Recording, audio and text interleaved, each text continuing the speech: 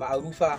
Ma'arufa. Ruwa masu daɗi da kore kishi. Bani da pure water nake amfani da ita face Ma'arufa table water. Za ku iya samun waɗannan pure water a shaguna daban-daban da ke cikin garin Mafuta.